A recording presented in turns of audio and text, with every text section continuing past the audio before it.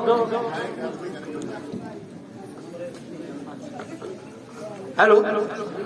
भारत माता की। हमारे बीच में जैन मंच के संस्थापक सुरेश शर्मा जी के आयोजक समाज सेवा संगठन, इसकी पूरी टीम को साधुवाद एवं बधाई और शाबाशी देना चाहता हूं। अनिल जी से मैं रिक्वेस्ट करूंगा कि अनिल जी एक बार थोड़ा सा इधर आ जाएं। अनिल जी, प्रियव्रत, संजय परमार, सचिन, ये जो आपकी टीम है 8-10 लोगों की, ये पूरी टीम एक बार ऐसे आ जाए। समाज सेवा संगठन की एक बार टीम इस तरीके से आ जाए।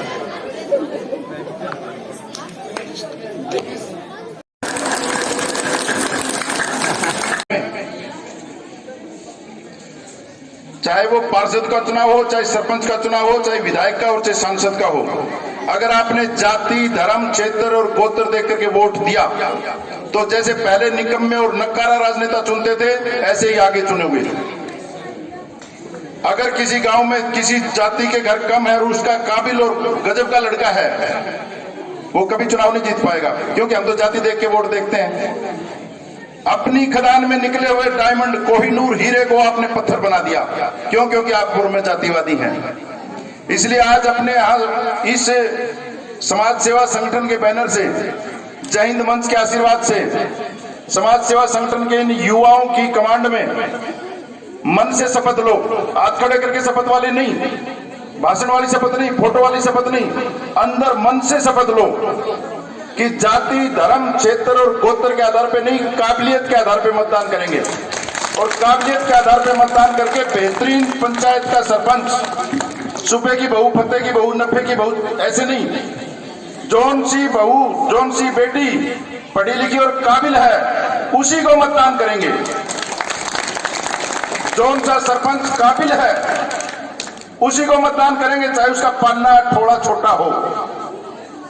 ये मैं लोकतंत्र की मजबूती के लिए आपको मूल बता रहा हूं। ये पन्ना और ठोड़े के चक्कर में देश को खोखला कर दोगे। करते आए हैं पीछे से हम, जिसका ठोड़ा बड़ा, जिसका पन्ना बड़ा, सरपंच उसी का बनता आया, चाहे वो निकम्मा और नकारा क्यों न हो। छोड़ दो इस चीज को। अब तक नहीं छोड़ पाए तो इस समाज सेवा संगठन की ये जो युवा टीम खड़ी है, ये जो 25 लड़के आपके सामने खड़े हैं, इनके चेहरों को देख करके कि इन्होंने 20 और 25 की उम्र में इतनी बड़ी सोच रखी है, इतना बड़ा काम किया है, तो ये जब राष्ट्र निर्माण के लिए आगे चले हैं, तो आप भी अपनी 100 साल की गलत मानसिकता को छोड़ के और काबिलियत के आधार पर मतदान शुरू कर दो। बस मैं ज्यादा समय इसलिए नहीं लेना चाहता क्योंकि कार्यक्रम की रूपरेखा होगी, उसको मैं बाधित नहीं करना चाहता। मुझे आप खरक गांव से अगर किसी ने कागज पे लिख करके भी भेज दिया कि खरक गांव का ये काम है, उसको मैं प्राथमिकता के तौर पर लेके करूंगा, क्योंकि ये देशभक्तों की टीम यहाँ खड़ी है। समाज के लिए जो काम कर रहे हैं, हम उसकी सराहना करने के लिए और पीठ थपथपाने के लिए आपके पास आए हैं। जैसे कि मेरे साथ मेरी बड़ी बहन भारत सरकार में गृह मंत्रालय की डायरेक्टर बहन चित्रलेखा शर्मा आई हैं। इन्होंने इस गांव में पहले भी इशारा किया है, आज फिर ये इशारा करके जाएंगी कि CRP, BSF, ITBP, Delhi police, गृह मंत्रालय के अंडर आने वाले प्रत्येक फोर्स में इन बच्चों के फार्म भरवाओ। किसी बच्चे को पीछे नहीं रहने देंगे, पूरी मदद होगी, किसी का एक नया पैसा कहीं खर्च नहीं होगा। आज के इस कार्यक्रम में ये जो प्रतियोगिता और सामान्य ज्ञान की जो ये बात आपने की है, ये मूल जो असली जरूरत थी हमारे सामने आती थी कि हमारे बच्चे जिनको मदद करना चाहते थे वो फिजिकल तो पास करते थे, लेकिन वो रिटर्न में रह जाते थे। हम चाह करके भी मदद नहीं कर पाते थे। आज सेवा संगठन ने जो प्रयास किया है वो उस समस्या का समाधान किया है कि जहां हमारे बच्चे रह जाते थे, आपने वहां उनको स्पार्क करके और एकदम से बढ़िया तरीके से वो कमी पूरी की है। ये जो आपने एक बड़ा काम किया है, ये आपका साधुवाद और बधाई के पात्र हो। अब हम उस मुकाम को हासिल करेंगे कि प्रत्येक गांव से हर भर्ती में 150 बच्चे निकलेंगे, क्योंकि फिजिकल हमारे गांव के बच्चे ऑटोमेटिकली पास कर देते हैं। रिटर्न में रहते थे, वो परीक्षाएं लगानी आपने शुरू कर दी। कोचिंग सेंटर है अपना, 2 कोचिंग सेंटर्स के नाम कौन से खजान कोचिंग सेंटर में। खजान सिंह जी कहाँ हैं? शाबाश बेटा, आपको बधाई। ऐसे कोचिंग सेंटर्स में इन बच्चों को जो आप कर रहे हो ये बहुत आवश्यक है। बस आज तो मैं इतना ही कहना चाहता हूँ। और बाकी जो आपके जय हिंद मंच की जो टीम है उसका परिचय कराऊं। आपके साथ में नौसेना के अधिकारी विजय भारद्वाज जी आए हैं, एक बार खड़े होकर अभिनंदन स्वीकार करें। इसके बाद में जय हिंद मंच की जो 172 जिलों में टीम है तो उसमें नूह मेवात जिले के अध्यक्ष हैं। आप अभी पिछले ही दिनों लियाकत अली साहब ने बहुत बड़ा और भव्य कार्यक्रम किया है। ये देश में वो काम करने जा रहे हैं आपके जय हिंद मंच के लोग जिन पर बड़े विवाद हैं। आपने ज्यादातर ये सुना होगा कि मुसलमान रक्तदान नहीं करते, सुना है ना, क्योंकि ये वास्तविकता थी।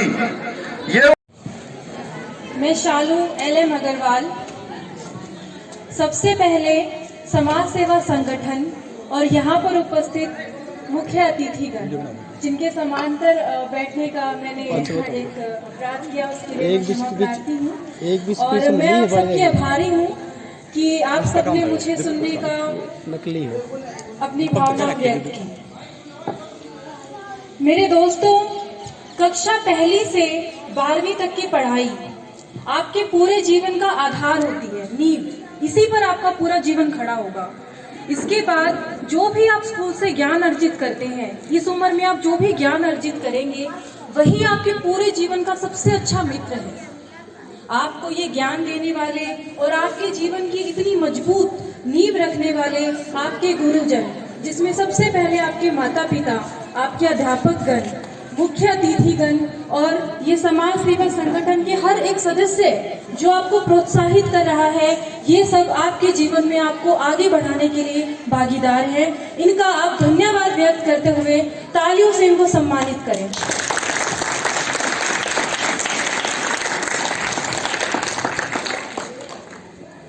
मेरे छोटे भाई बहनों, शिक्षा का मतलब कक्षा में 70%, 80% या 90% लाने से कहीं ज्यादा है।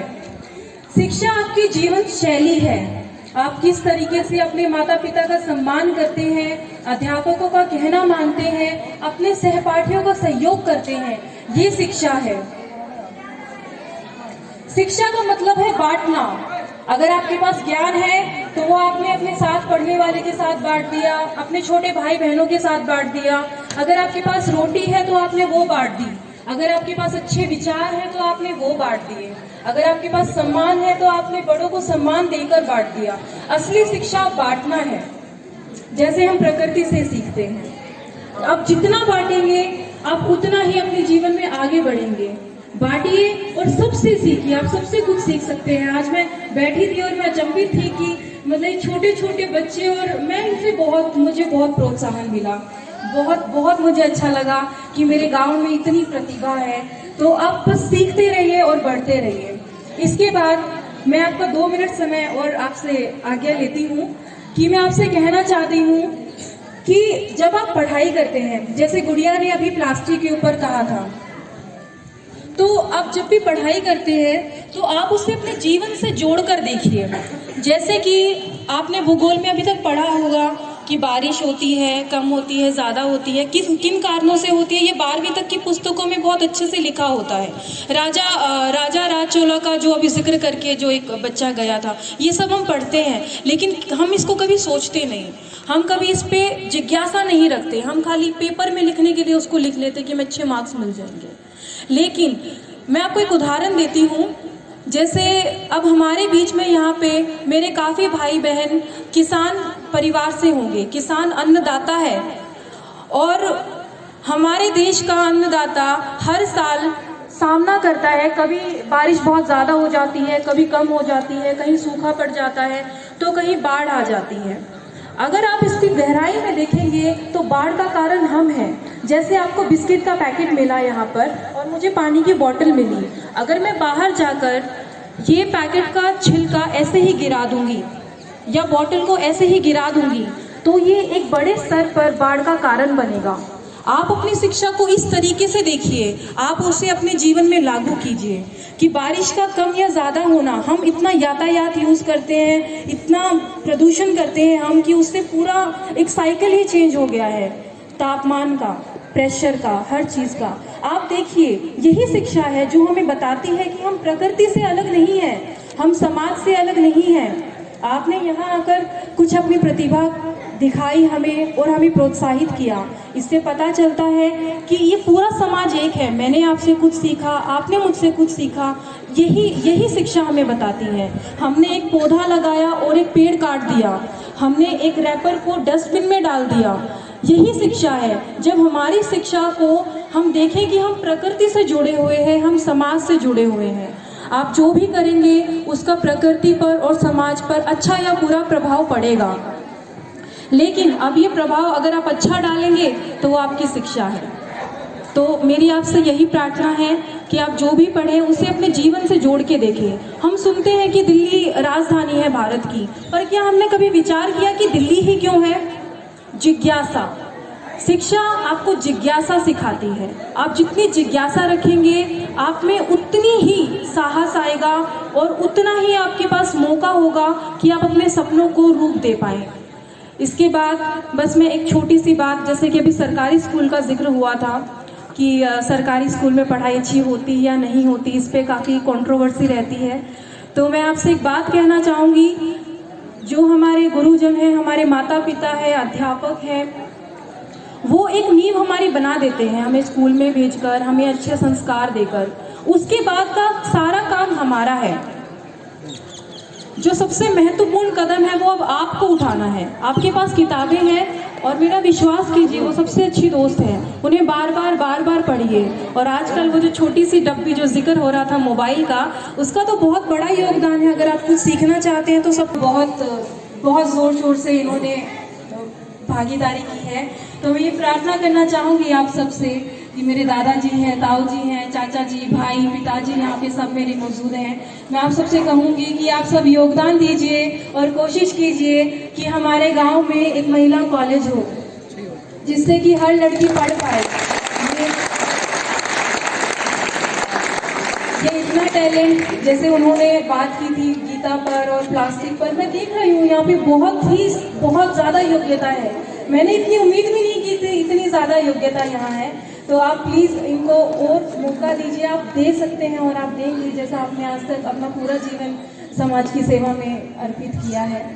और ये जो प्रतियोगिता है, इसमें कोई पहले नंबर आएगा, कोई दूसरा आएगा, कोई तीसरा आएगा, लेकिन इस प्रतियोगिता का उद्देश्य आपको पहला, दूसरा, तीसरा नंबर देना नहीं है, बल्कि आपको आपके जीवन में उत्साह देना है, आपको प्रोत्साहित करना है कि आप अपने जीवन की हर प्रतियोगिता में भागीदारी लें। आपने जब इस प्रतियोगिता में भागीदारी ली, जीत तो आप उसी टाइम गए, फर्स्ट तो आप उसी समय आ गए, क्योंकि कितने ही बच्चों ने तो ये भी नहीं किया। तो आप अपने आप में ही विजेता हैं, तो अपने आप को विजेता ही मानिए और समाज में हर वक्त अच्छा योगदान कीजिए। और इसी के साथ मैं अपनी बात खत्म करना चाहूँगी। जय हिंद। का एक बहुत बड़ा स्रोत है सूरजवान शर्मा जी।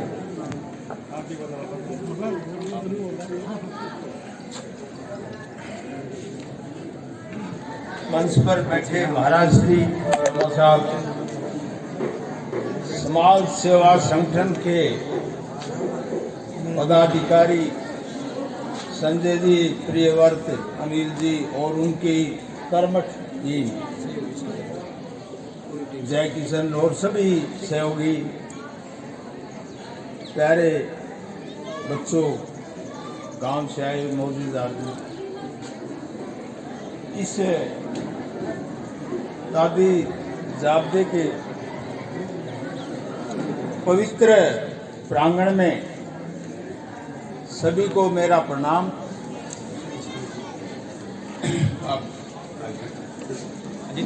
ये बड़े सौभाग्य की बात है। मैं कन्हैया जगमा आर्य भी सुल्तानों से देश की आजादी है वीरों की अमर निशानी। आओ मिलकर याद करें हमारी उनकी अमर कुर्बानी। ये तेरा है माँ हमारी, धन शिखर मंदिर हमारा, हर प्राणों में बचा है देश का कंकड़ हमारा, माँ मुझे शक्ति दे, मेरा खुद काम आए, जब लिखे इतिहास देश का, तेरे लाल का मिलाप आए। सर फिरोजी की तमन्ना आज हमारे दिल में है, देखना है जोर कितना बादुए का दर्द है, हम आरे परे बता देंगे तुझे ये आसमान, हम अभी से क्या बताएं क्या हमारे दिल में है। क्या करना बर्बाद चमन करने को बस एक ही उल्लू काफी है, और साथ में उल्लू में देखना है जोर कितना बहादुर का दर्द है, वक्त आने परे बता देंगे तुझे ये आसमान, हम अभी से क्या बताएं क्या हमारे दिल में है। बर्बाद चमन करने को बस एक ही उल्लू काफी है, और साथ में उल्लू बैठा है, अंजामी गुलिस्तान क्या होगा, बदतमीजी कर रहे हैं आज भोरे फिर जमन में, साथियों अंधी उठाने का जमाना आ गया है। सर फिरोजी की तमन्ना दी तो सर पैदा किया, नौजवानों तुमने ही तो कदर पैदा किया, जंग की बाजी लगा कर ली आजादी ए वतन, फांसी के फंदे को चुपकर घर में देकर पैदा किया, क्यों न मैं इस मिट्टी का लगाऊं तिलक में, जी जमीन नबी सुभाष पैदा किया, कुर्बान हो जाओ ए माँ भारती, तुमने ही तो ऋषिदान पैदा किया। जय हिंद, जय भारत।